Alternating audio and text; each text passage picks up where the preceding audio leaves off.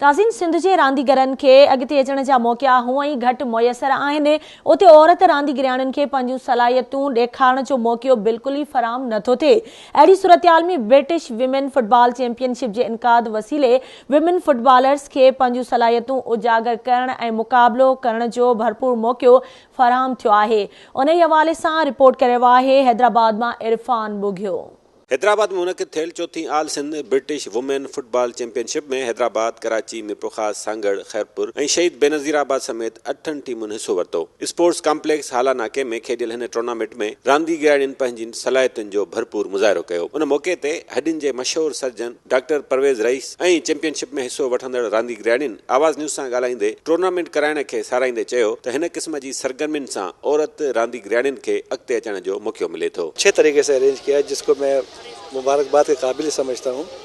और स्पोर्ट्स की एक्टिविटीज़ हमारे मुल्क में होनी चाहिए, छोटे छोटे लेवल पे हो, प्राइवेट लेवल पे ही होते रहने चाहिए, ताकि बच्चे भी सीखें, एक हेल्दी माहौल की तरफ चलें। एक हेल्दी कौम होगी, एक हेल्दी नेशन होगी तो कौम तरक्की करेगी। हर बात हुकूमत से मांगने की आदत छोड़ दें।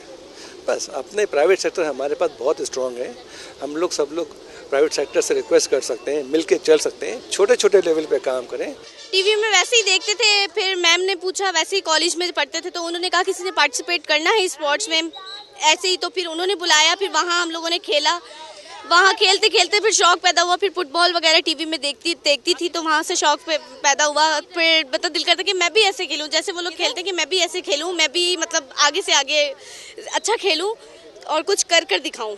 सुठो खेॾियो गेम तमामु। असांजी मैम असांखे एप्रिशिएट थी करे। ज़रूरी ना आहे त माण्हू हारजी वञे, ज़रूरी हूंदो आहे त असां गेम में पार्टिसिपेट कयूं, डिॼी करे असां पोइते न हटूं, असां अॻियां वधूं, पंहिंजे पाकिस्तान लाइ कुझु करे सघूं। ऐं माशाल्लाह सां असांजी फैमिली बि असांखे सपोर्ट थी करे, उहा बि चए थी त अॻियां वधो। ऐं माशाल्लाह सां पाण क्रिकेटर बि आहियां, क्रिकेट बि खेॾां थी। सिखण इलाही कुझु मिलियो असांखे हिते, ऐं थोरी ग़लतियूं असांजी पंहिंजियूं हुयूं कुझु असांखे हितां नयो वर्शिप करण लाइ मिलियो। इंशाल्लाह नेक्स्ट टाइम भलो खेलंदासीं। हिन टूर्नामेंट में हिस्सो वठंदड़ टीमुनि में क़ौमी तोड़े बैनुल अक़वामी रांदीगराणियूं पिणु शामिल हुयूं, जॾहिं त शहीद बेनज़ीराबाद जी टीम खे हाराए टूर्नामेंट जो फाइनल खटींदड़ टंडोजाम जी टीम खे ट्रॉफी ॾिनी वई।